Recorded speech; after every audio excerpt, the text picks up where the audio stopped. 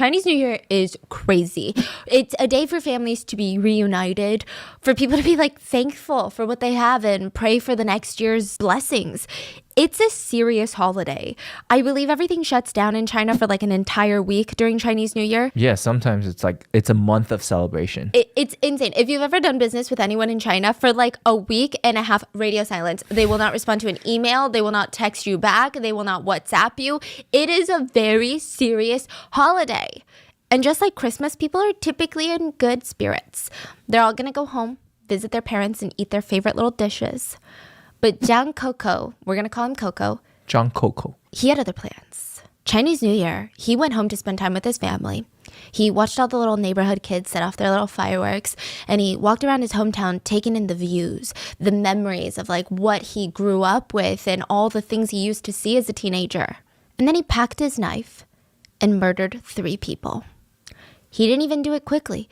It was painful, brutal. He admitted to every single part of it. And yet, in court, he stood in front of the judge and he basically said, I don't regret a single thing I did. He admitted to killing all 3 people. And the entire nation supported him. They were rooting for him. They protested the government for even arresting him. They were upset at the fact that this killer, this admitted killer, was being arrested. Literally, why? Like how? Have we all just like collectively lost our minds on this one? It's because I think there's one thing that humans seem to gravitate towards: revenge. And I'm not talking some unhinged man that gets rejected so he takes revenge by killing a woman. The type of revenge people can get behind. It's like those eye for an eye cases. 22 years ago, Coco was a 13-year-old little boy. He witnessed his mom get beaten to death by a group of men. For 22 years, that was all he thought about. He watched the killers move on with their lives. Some of the killers became figures in local governments, successful business owners. They started their own families. Coco waited until 2018, Chinese New Year's Eve, where everyone comes home to their families, to their hometowns, to celebrate, to feel unity and peace. Coco came back to kill 3 people. And he smiled in court and said, I don't regret what I did. I wanted revenge. As always, full show notes are available at rottenmangopodcast.com. And with that being said, let's talk about Jiang Coco. This is a case that fascinated Tiffany. That's his little sister. Okay, first of all, that makes it sound like Tiffany is plotting some sort of intricate revenge. She's not, but she was really emotionally moved by this case. And I think my family sat there and debated this case for like 4 hours during dinner one night. So I would love to know your thoughts on just how far you would go for revenge, or maybe not even just you, but like how far do you think it's acceptable for anyone to go for revenge? Like if you saw this play out in court in real time, how would you feel? What would you be rooting for? And like, do you think if the law doesn't get justice, that humans should be able to get justice in their own ways? Coco says that he has 3 core memories. Like, you know, those moments that change your brain chemistry, like those types of memories. These are his 3. I mean, sure, maybe there's like a couple other moments in his life that seem memorable, but he says his entire life, 30-something years of living, can be summed up by 3 events. 1, watching his mom get beaten to death in front of him when he's 13. 2, holding his dead mom in his arms while he cried. And 3, he remembered watching his mom, her body get autopsied in front of the whole hometown. The medical examiner didn't take her to a hospital or a morgue or anywhere to do this. He cracked her skull open in front of 13-year-old Coco, in front of the entire town, and performed an autopsy right then and there. He was 13 when all 3 events took place. He was literally a kid, just a kid living in a village. So the killer of Coco's mom are actually his neighbors. I have to break down this neighborhood and its dynamic for you real quick, and we're going to take it really all the way back before his mom was murdered. The story takes place in Wangping village in China, and Coco's family, they're the Zhang family. It's Coco Zhang. And it consisted of mom and dad, Coco's older sister, and Coco, the youngest. Their next door neighbors were the Wang family, which consisted of Mr. and Mrs. Wang, and they had 3 sons. So the 2 families initially, they actually got along really well. Okay, they were like really good neighbors. They were tight. Both families relied on farming and crops. So these are really intensive, labor-intensive jobs. And for them at least, it was unstable. Like one year they're doing okay, they can put food on the table. The next year they have no crops. They're barely getting by. So on seasons when one family wasn't harvesting as much, the other family would step in, share some grains with them. Or maybe during a season when one family was so swamped or somebody got injured, the other family would come in and they would help. So it seems like a pretty wholesome relationship. So for years, this is how they're getting along really well. The Zhang family, the Wang family, they're on good terms. And then a huge government project comes into town. So back in the 90s, this is still a thing that happens, but in the US as well. The government were rolling out these grain contracts. So they're like, we're going to come into these little towns, these little villages. We're going to partner with local farmers and produce a ton of grain and a ton of this and that. And we're going to not only guarantee that local farmer work, but typically the government contracts would give you a lot more money than what these farmers would normally get during harvest season. It's very lucrative. It's an amazing opportunity. And there's tough competition to get these contracts. It's not like every single farmer in the area, like you get a contract, you get a contract. People have to really fight for it. So the Zhang family and the Wang family, they're both eyeing these contracts. And like a lot of stories where there's competition and money on the line, the neighbors just become not so friendly anymore. They start getting into these heated public arguments. Okay, so at first it starts with bickering. Like, you don't really need the contract. Like, we need the contract. Then it slowly escalates into full-blown arguments of like, well, we helped you that last season, so you need to give up this contract bid so that we can win.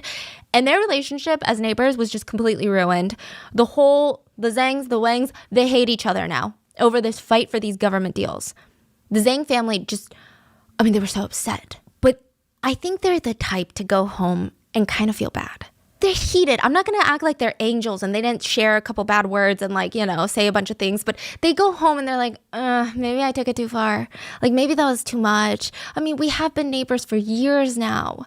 So their thinking is, okay, there's got to be a way that we can all win. It's got to be a win-win situation. Maybe they need it more. Maybe the Wangs, because they have 3 sons, we only have 2. Maybe they need more money for that extra mouth. Okay, what about this? So the Zhang family comes up with this proposal. They're like, listen, Wangs, this is going to be a win-win situation. Why don't we do this? You guys sign a 2-year government contract deal. We will give up our bid for it. And the minute your 2-year contract ends, you let us take over the next 2 years. We go back and forth, 2 years, 2 years, 2 years, until basically the government is like, sorry, we're done with these contracts. So at this point, both families need these contracts. They're in dire financial situations. The Wang family agreed, and they shook on the situation. Things never really went back to normal, but at least they're like cordial again. So for 2 years, the Wangs are working hard, making their money, making a lot of money. And they're like, it's been 2 years, but I like it. It's hard for them to think about even going back to the times where they didn't have this guaranteed money or this influx of cash. They just couldn't bear the idea of that. So behind the Zhang family back, they renew their government contract for another 2 years. They're basically screwing the Zhangs over. This meant the Zhang family would not be getting their turn. And the Zhangs, when they find out, they're rightfully pissed. To make matters worse, instead of having some shame, instead of tucking their tail between their legs and hanging their head and saying, you know what, I just really need the money, coming up with some lame excuse, the Wangs are like, yeah, so what are you going to do about it? Yeah, we re-signed. What are you going to do about it? We never said we would give you the contract. Do you have it in writing? Do you have it proof? I didn't think so. And this is like the village in China. So a lot of people just run off their word. This is not like New York City where everyone's like, oh, put it in writing, sign this NDA. You know what I mean? The Zhangs are furious. But Mrs. Zhang has always been kind of the more outspoken one. She's the matriarch of the family. She also has a really strong moral compass. So this is going against everything that she was taught as a kid. If you say you're going to do something, you have to do it. What's wrong with the Wangs?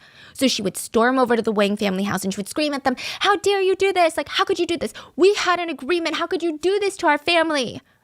Mr. Zhang would run after his wife. He would hear her literally screaming because they're neighbors, and it would just echo through the entire neighborhood. He would try to calm his wife down. Come on, babe, let's just go home. They're not even worth it.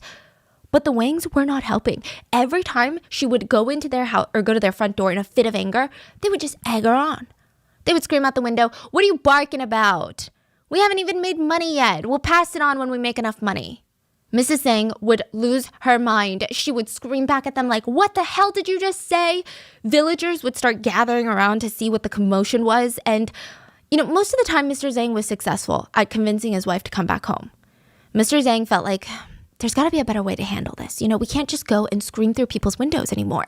We're embarrassing our family. So he goes to the village committee in hopes of having his deal honored. He basically goes to the mayor and the officials of the village. And he's like, come on. This was the deal I made with the Wangs. Can you force them to honor this deal?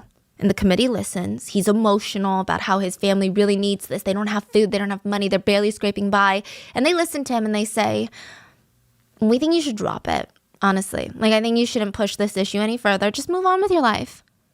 This has never happened before.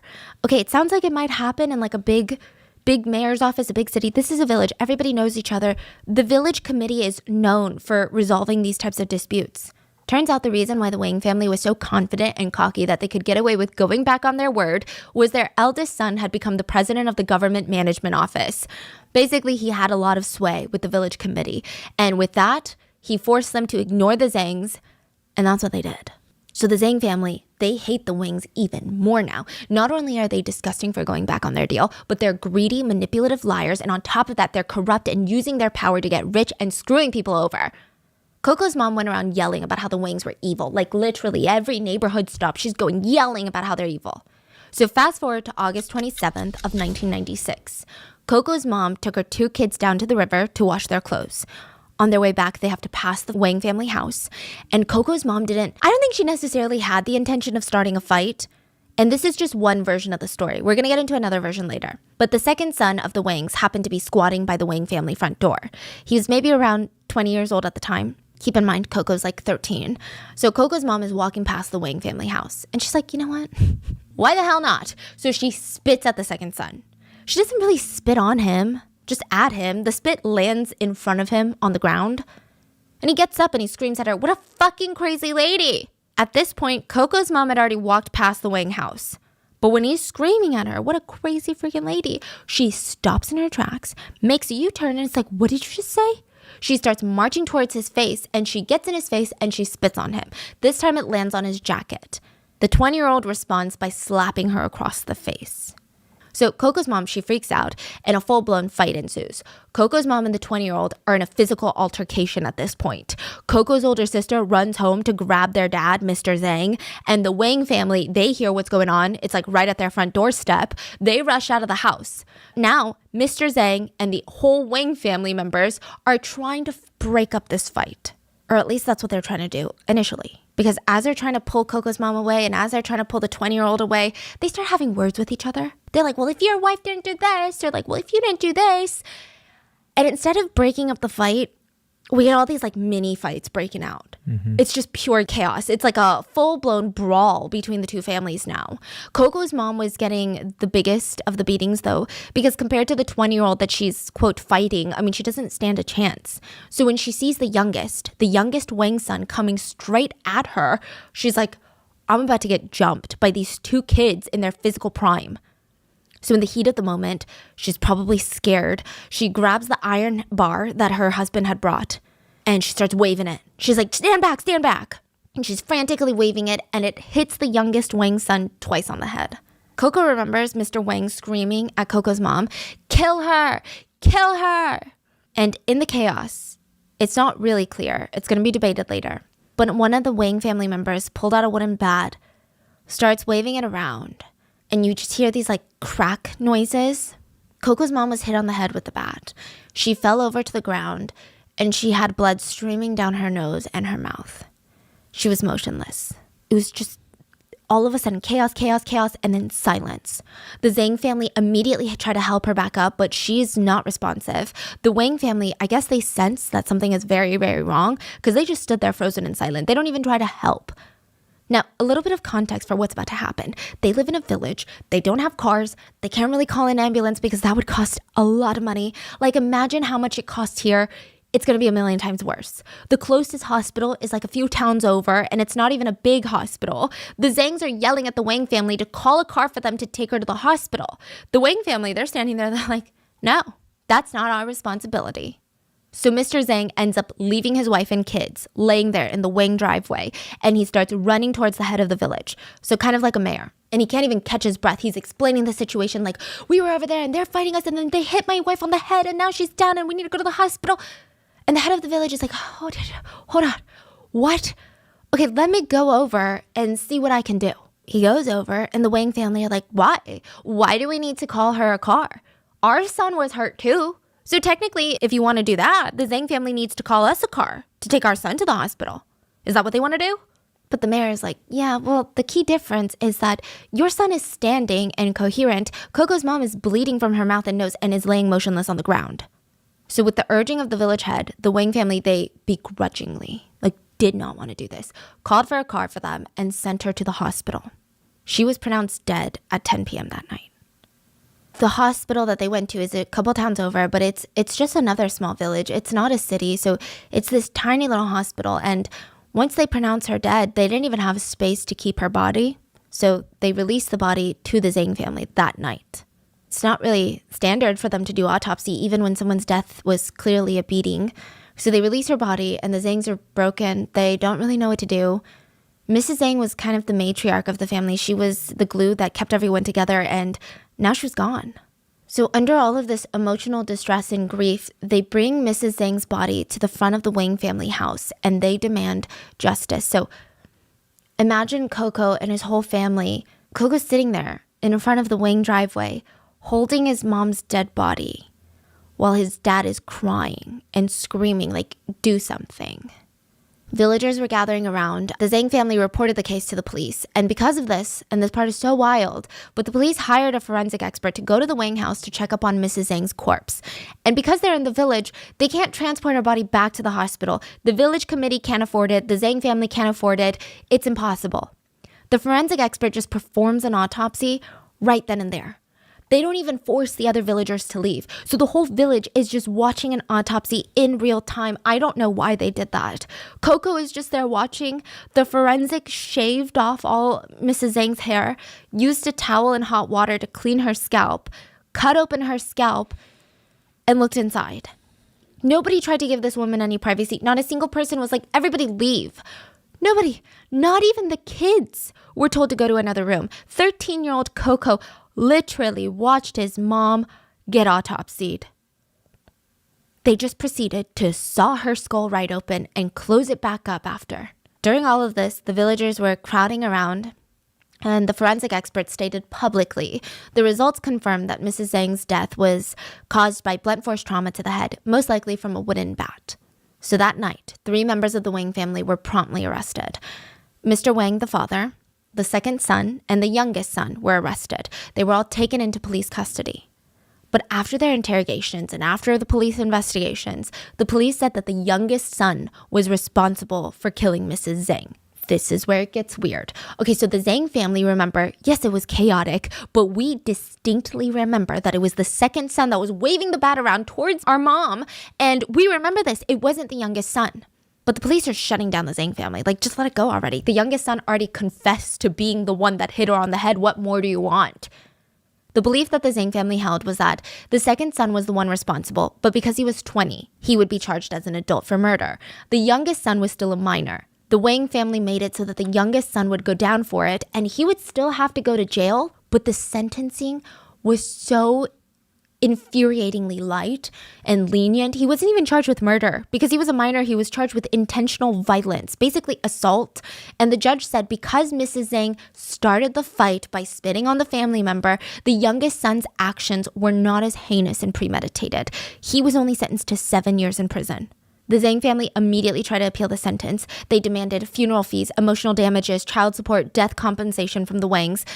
All in all, they asked for about $40,000, which isn't the biggest thing in the world. It's not the most money. Someone died. They took the Wang family to court, and the court decided the Wang family should only have to pay merely $1,500.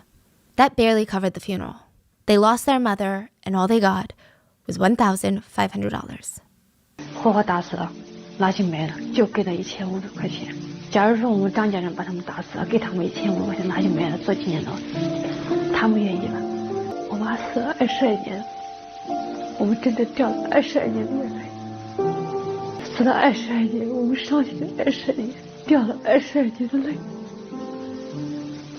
因为在我们家，从来都没人提那样的事，只要一提，我们家3口都掉眼泪。心里老是好像觉得好像有口气咽不下去，老是觉得好像心里有个疙瘩似的。But I don't think that they just lost their mom that night. Coco was 13. He witnessed all of this. Even the messy aftermath and how the justice system wasn't on their side, disregarded his mom's death and said, okay, her life was worth $1,500. I mean, he witnessed the autopsy, for God's sake. Like, clearly, this kid's mental health is going to be affected. People said immediately they started seeing the effects. He became really withdrawn, incredibly introverted. He hated the idea of interacting with just anyone. Once he was done with middle school, he drops out and he just tries to find work. His dad wasn't able to support the family alone, so he's like, I gotta man up. Coco's dad was really worried about him. He's like, Coco, you can't keep doing this. You can't just get these odd jobs here and there. This is no future for you. Please, why don't you enlist in the army? They can teach you skills. People in the army are respected, and then afterwards, maybe it's easier for you to find a job.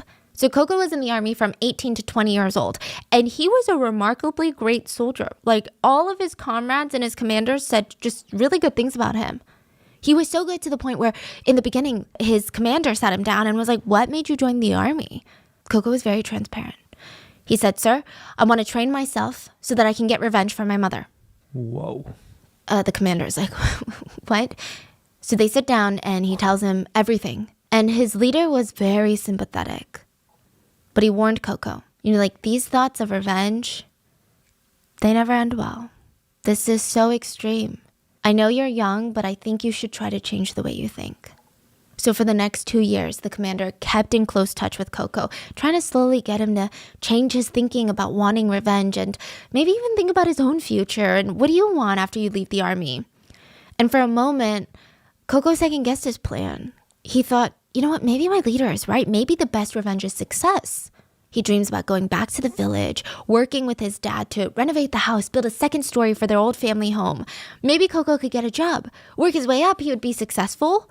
But because he dropped out of school after middle school, nobody wanted to hire him anymore. He was just jumping around taking odd jobs, and as the days went by, Coco's like, are you kidding? I'm already 30 years old. He's looking around and everyone around him, they're getting married, having children, they have careers, and Coco has nothing. He tried to find out how the Wang brothers were doing. They had all moved out of the village. They were doing well. The Wang family and themselves were making good money. The parents were retiring, not in luxury, but they had the luxury to retire, which is a lot. The eldest son was a successful government worker. All three of the sons moved to the city, bought nice fancy cars, just living the dream. Even the youngest son, after he got out of prison with a criminal record, his older brother helped him get a job. Coco wasn't even able to get a job. And he just kept asking himself, if my mom were still alive, would my life be different? Would I have dropped out of middle school? Would I spend so much time with all this hate and anger? Would I have been okay? Would I have found a girlfriend? Would I have made friends? Would our family be different? Coco just tried anything. He, at one point, moved to Argentina. That didn't end well. He just came back feeling even more discouraged and upset. He bounced around from town to town, and this is so sad, but while he was gone, his dad was completely alone in the village, living next to the Wangs. I mean, he could see out the window and see the very spot that his wife had died. Coco's older sister had moved away and gotten married. Coco was out feeling lost in his life, and Mr. Zhang worked every single day in building a second floor to his house. He spent every penny, every waking moment building this by his hands. 这是2007年修的第一层，第二层是13年。他自己白天黑了走，反正这一转的人都知道我白天黑了走。为什么从你看为什么要把上面都装修这么好着呢？这准备娶媳妇的。In China, in order to get married, especially in places like the village, men need to have a house. Otherwise, as a man, you'll be hard-pressed to find a wife. And the nicer the house, the more likely you'll find a bride. And Mr. Zhang just wanted his son to get married. So he poured his life into this house. He's like, you know what? My son has been through so much. He saw his mom die at 13. I'm going to make the most beautiful house so that he can marry the love of his life and create his own family. We're going to make better memories in this house. So he's doing this for years and years and years. And he doesn't even see Coco for years. And finally, in 2017, December of 2017, he gets word from Coco that Coco is going to be visiting this year for Chinese New Year. Chinese New Year is huge. Typically, every kid that makes it out of the village and goes to live in the city, they make it back. They make that long journey all the way back home for Chinese New Year. There's even movies that we watched of these journeys of like these kids that were from the village and now they're like city career people, and it's like an absolute must. So it's 2017, almost 2018, and it's now been 22 years since his mother's death. Coco remembers stepping foot back in the village and seeing some kids playing with fireworks. And he warned them, be careful, kids. You might get burned. They're like, wait, are you Uncle Coco? Do you remember us? I was like a little kid when you saw me, but I'm like 9 now. And I'm 9, so my parents said it's okay to play with fireworks. So Coco smiled. He walked home. His dad greeted him at the door, and he told him, good, Coco. You're back. Good. And that night, Coco unpacked, and he handed him an envelope. His dad is like, what is this? Take this money and use it for your retirement, Dad. I made a lot of money. And when sister comes home, we can all talk about helping you renovate your house. And his dad looks like he doesn't want to take the money, and he just says, okay, it's okay. I don't blame you for not coming home for so many years. Just don't leave this year. Let's just all stay together as a family. Coco wanted to cry. When he heard his dad say family, he wanted to cry because he knew that he would no longer have the luxury of being with his family. He would soon be in jail. When Coco's older sister came home, she held Coco's hands and she cried. I mean, they hadn't seen each other in years. And I think as an older sister, she just always felt bad for her little brother that had to watch his mom die. She was just so emotional. So February 15th of 2018, Chinese New Year's Day. If you're confused about the years, he came home December 2017. Chinese New Year is like February of 2018. So he stayed a few months. Yeah. He had waited 22 years for this day. That morning, Coco's dad left to go to their ancestors' graveyard. It was in the mountains. It's a tradition to go visit your family members and ancestors where they're buried on Chinese New Year. You have to go clean their gravesite, give them offerings. Typically, you bring food, fruit, and you burn ghost money, which is like fake money that your ancestors can spend in the afterlife. Coco said that he would join him later, but he was busy doing his laundry. His dad did not think anything of it. He wasn't acting weird or strange, but Coco knew that he would not be joining his dad. Once his dad left, he was waiting, looking through the window, waiting for the 3 Wang brothers to come home for Chinese New Year. This is the only time that they came home to the village, was for Chinese New Year. Coco saw the eldest drive up in his fancy car. Then he saw the youngest son come home. The second son was nowhere to be found. Coco hears the 2 brothers, the oldest and the youngest, talking about how they're going to go visit their family's graves, and he follows them from afar. He checks the little bag that he was wearing around his crossbody. The knife was still in there. That's good. He waits in the bushes near the bottom of the mountains, and when nobody else is around, he would attack. That's what he told himself. Around 12 p.m., the 2 brothers were done, and they start heading down the mountain. Coco pounced on them. He covered his face with a mask and a cap, and before the youngest could even register what's going on, Coco slit his throat. Coco starts stabbing him in the chest and the stomach, and he falls to the ground, and the eldest brother is frozen in fear. He looks at Coco, registers who this guy is, and he whispers, Jiang Coco. And he starts booking it. He starts running. Coco's chasing him, tackles him to the ground, and he stabs him multiple times on the chest and the abdomen. Both Wang brothers were now dead and left on the mountain. Coco runs covered in blood all the way to the Wang house, knocks down the front door, and walks right up to Mr. Wang, who is busy preparing this intense Chinese New Year dinner, and he walks straight up to him and stabs him in the stomach. Mr. Wang drops to the ground, and Coco slit his throat multiple times. Mrs. Wang was in the house. She's an elderly woman at this point with deteriorating eyesight and hearing. She didn't even know that her husband was dead. She just heard this commotion and screaming, and she just kept screaming like, what's going on? What's going on? Coco walks straight up to her, and she's like, oh my God, what are you doing? What happened to my husband? What did you do? And he told her, you're a woman. I won't kill you today. And on his way out, he stood in the Wang driveway, the same spot that his mom was murdered 22 years ago.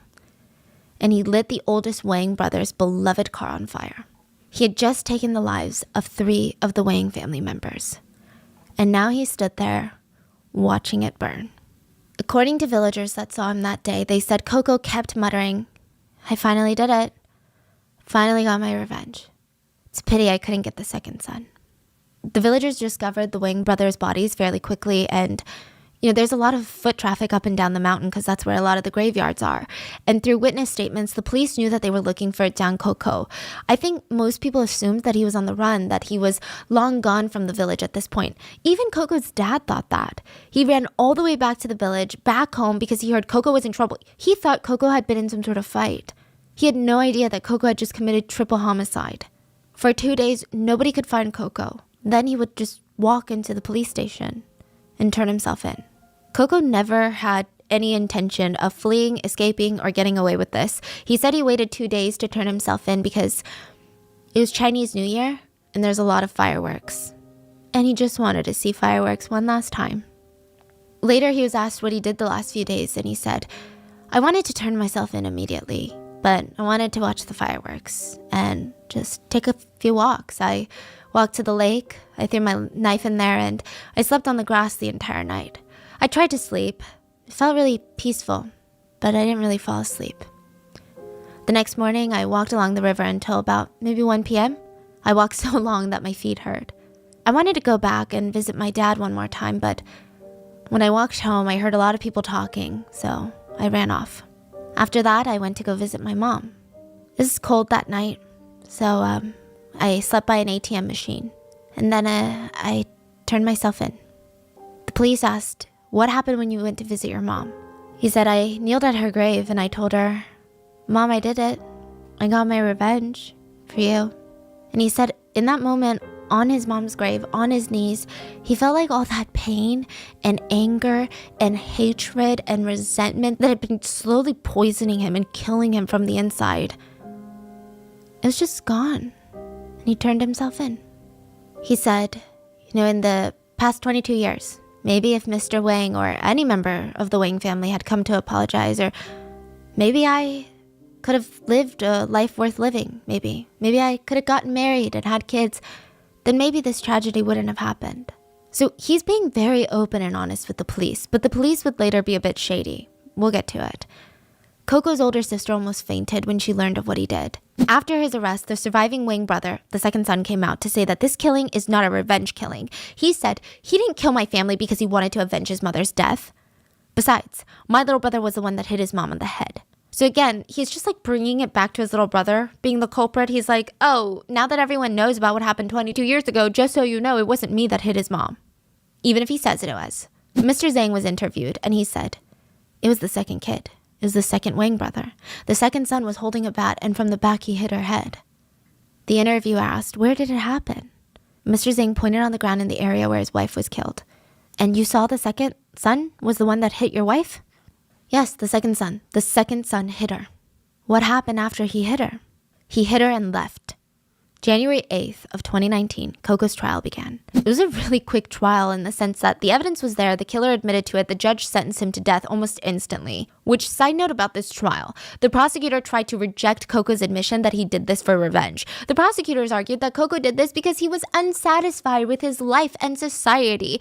They basically almost called him an incel at one point. They straight up asked him, you're 35. You refuse to get a wife? Why? Does nobody want to date you? And he said, after my mother died, I often have flashbacks in my head, and I can't get rid of them. At the end of the day, I'm just being realistic. With my current mental state, there's no way I could make another person happy. Besides, I was fine on my own. They tried to argue that he's not a Robin Hood, that he's not fighting injustice and getting revenge. He's just mad that the Wang brothers are doing better than him, that they have fancy cars and fancy careers, and that they're happier than him. To back their theory up, they brought up the fact that Coco and his family accused the second son of being the killer. They claimed the little brother went to jail to cover for him and get less time since he's a minor. But the mom and the second son were not killed. So why wouldn't Coco kill the one that he believed to be the one that killed his mom? So maybe it wasn't a revenge killing? Coco was really upset about this. He told the judge angrily, and there's video of this, that he was being vulnerable with the police. He never tried to hide anything. He told them everything. He told them the real reason it was revenge, but they wouldn't listen. They took what he said about his life, turned it around, and twisted it to spin their own little story. He said they used this to use it against me. They said I was mentally crazy for avenging my mother's death. They said it was because I was unhappy with society. That's why I did it. They said I was unsatisfied with my life, and that's what led me to kill these people. There are so many people out there that are unhappy with the world and with their lives. But do these people go out and kill people? Everyone has a reason to kill. It's not that I'm mentally insane. It It was for revenge. 我掏心掏肺给他们说了之后，我又不知道这怎么回事。最后呢，检察机关就拿这个来起诉我，说我给我妈报仇是幌子，我是对这个社会不满，对生活不满，我把人家杀了。对这个社会、对生活不满的人多了，那每个人都去把人杀了吗？ Some people argue that maybe the best revenge is to make the killer feel what you felt. Losing your loved one, having them viciously murdered, and having to live with the guilt that it was partly your fault. That, to most people, would probably be worse than death. Later, reporters asked Coco if the Wang family ever came to apologize, and he said, "In the 22 years, Wang never communicated with us or found anyone to talk with us. They never said a single word of apology, nor was there any compensation. Maybe at first they didn't have the money to do it, but they live a good life now. They bought a house in the city. The eldest is the president of Nanhu District's management committee. The second son has a secure job. The third has a stable income in Shan. And I feel like they're avoiding us on purpose. It's because of this that made me grow to resent them even more. On top of that, in the 22 years, the third son almost never came back. And even if he did, he only came back during New Year's. Never to apologize, ever. He's the one that said he did it. Do you regret what you did?" There's no regretting it now. Coco's family were outraged during the entire trial because it felt like deja vu from when their mother was murdered. The Wang family had people on their side. Coco's older sister said this about the trial. You know, even in the beginning, when our mother was killed, many people were coming out and giving fake evidence, like fake witness statements. Do you want to know why? Because the Wang's son is a government official. In the village, whoever's son works for the government, those are the people that get a say. This is the reality we live in. If my father's son was the government official, then everyone would be talking for us, in support of us. And that story that my mom spat on the second child of the Wang family, that's not even true. I remember it. We were walking home from doing our laundry in the river, and the second son started yelling at my mom, unprovoked. He was screaming nasty words at my mom, and of course, what do you expect my mom to do? She started yelling back. Coco's sister believes that if the second son did not instigate this fight, they would have walked past the Wang house. She said, "We began yelling back and forth, and the second son got really agitated. He grabbed my mother by the head and neck and started shaking her. And that's how the fight broke out." She also said, the Wangs say they found a wooden bat and they picked it up to protect themselves. But that's not true. Who just has baseball bats laying around in the driveway? They went inside and they grabbed it. Meaning the Wangs were a lot more malicious than they claimed. They literally brought out the murder weapon.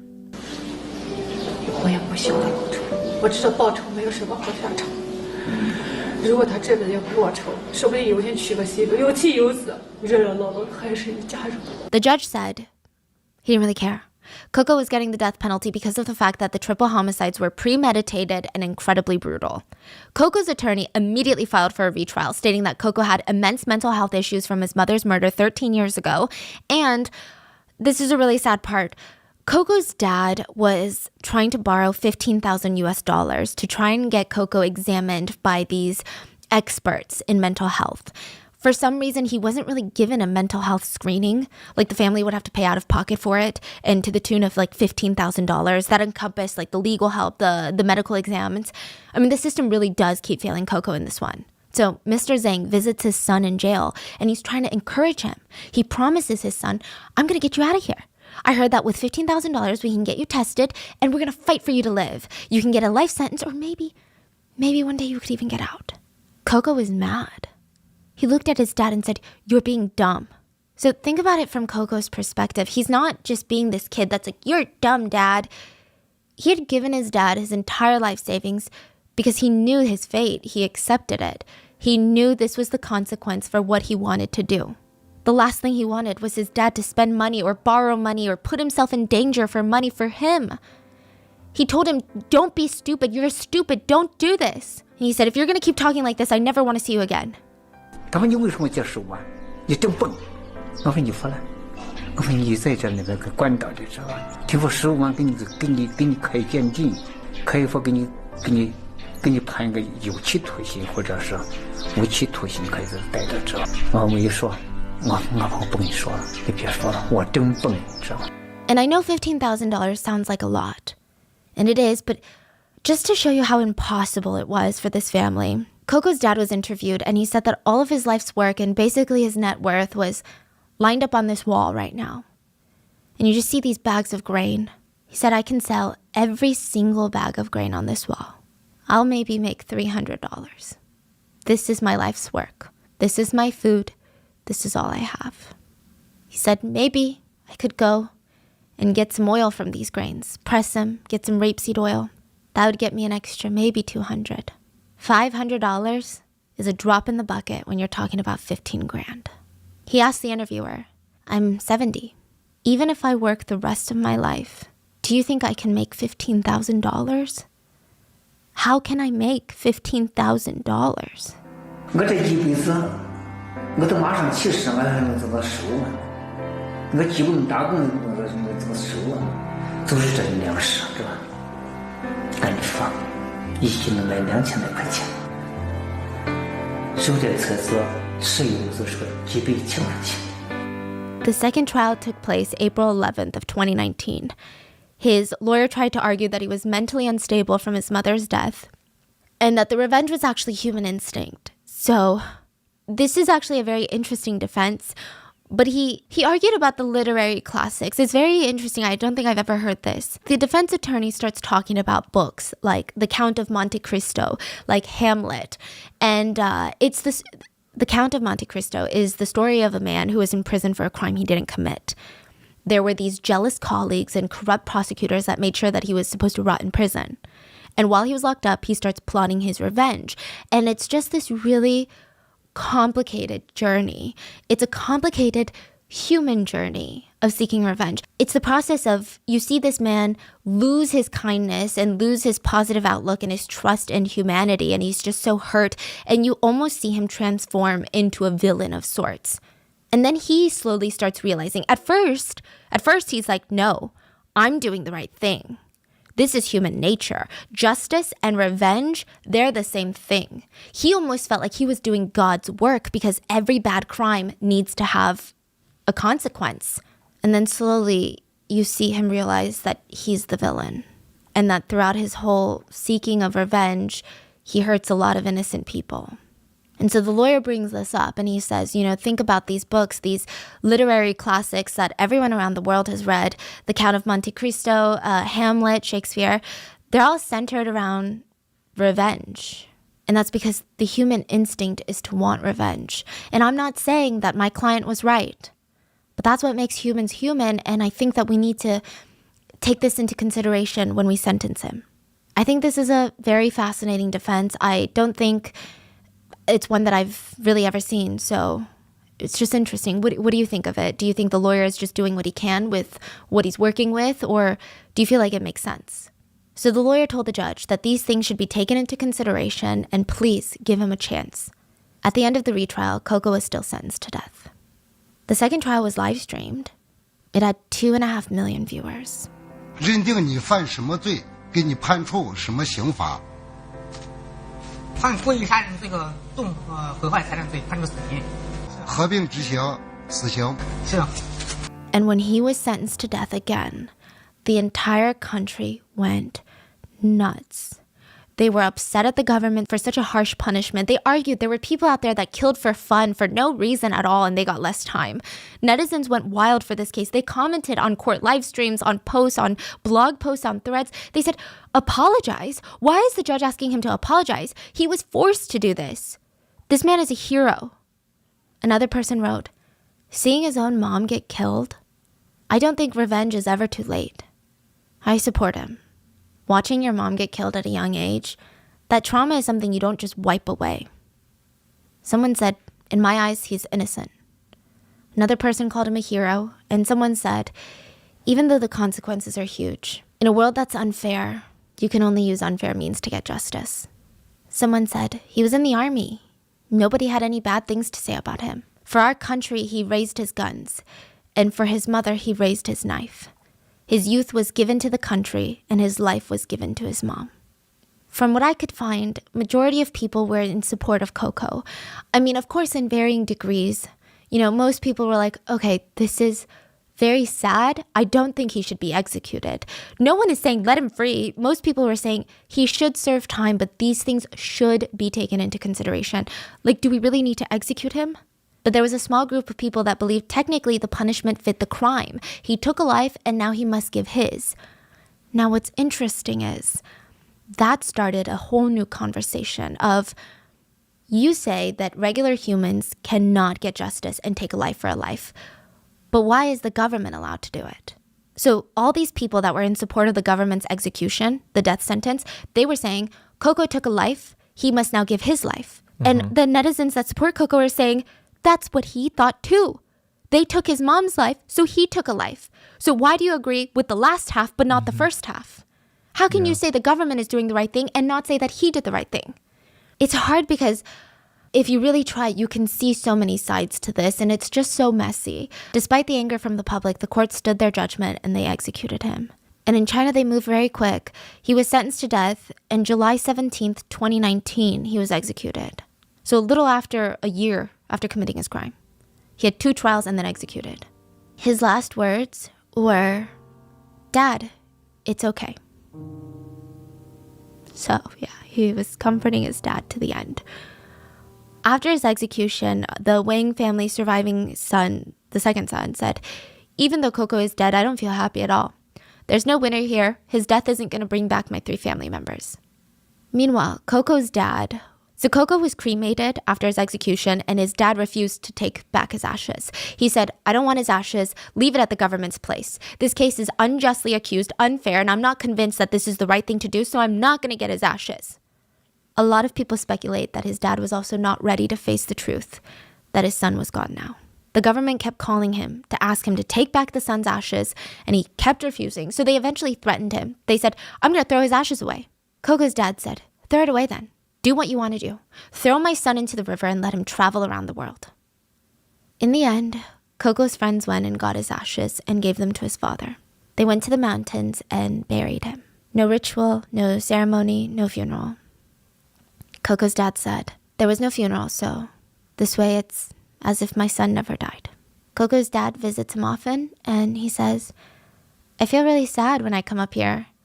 My wife and son are here. Even just talking about it, I feel very sad." And to make matters worse, his house is like a prison. When he looks out the window, he sees the very spot that his wife was killed. When he looks up, he sees the second floor of his house that he spent the later part of his life building. Every waking hour, he was building this house so that Coco could find a woman one day and marry her. He worked so hard to make the interior beautiful so that he could get married one day. He paid attention to every little detail because this is where his grandkids would one day grow up. This is where Coco and his wife would start a family and maybe start new memories, happy memories. And now it just sits empty. He says he doesn't even go upstairs because he doesn't want to get upstairs dirty with his dirty clothes. Coco's sister was equally heartbroken. She said, "All 3 of the Wangs, Mr. Wang, the second son, the youngest son, they should all have been punished. 22 years ago, they should have all been punished. Why did just the youngest brother get punished? It wasn't like he was the only one that was fighting that night. And my mom died that night. And we got what, $1,500? That's it. We never got anything else, not even an apology. I know there's nothing good about getting revenge. And I know that maybe if my brother hadn't chosen this route, he might be alive with a wife and kids, and he might have had this big happy family. But he doesn't. And maybe he would have if the government had responded accordingly when his mom was murdered. The family said that they do feel thankful, though, as the court live streams and Coco's story spread like wildfire in China. Coco was kept in the news for a while, and people who were passing by the village, or they would go out of their way to stop by the village, complete strangers would visit Coco at his grave. Complete strangers would visit Coco's dad and bring him food and help him because he's an elderly man. Coco's dad said that's the only thing that keeps him going. He's just so grateful. But ultimately, he does regret that his son did this, and he does believe his son was wrong for getting revenge. In total, 5 lives were lost from this case. The 3 Wang family members, Mrs. Zhang, and now Coco Zhang. What are your thoughts? Do you think that he deserved the death penalty? Do you think that he should have gotten life in prison instead? Do you think that he shouldn't have taken 3 lives in exchange for 1? What are your thoughts? Or do you think he's a hero? Do you think you would have done the same? Please let me know. And please stay safe, and I'll see you guys on Wednesday for the main episode.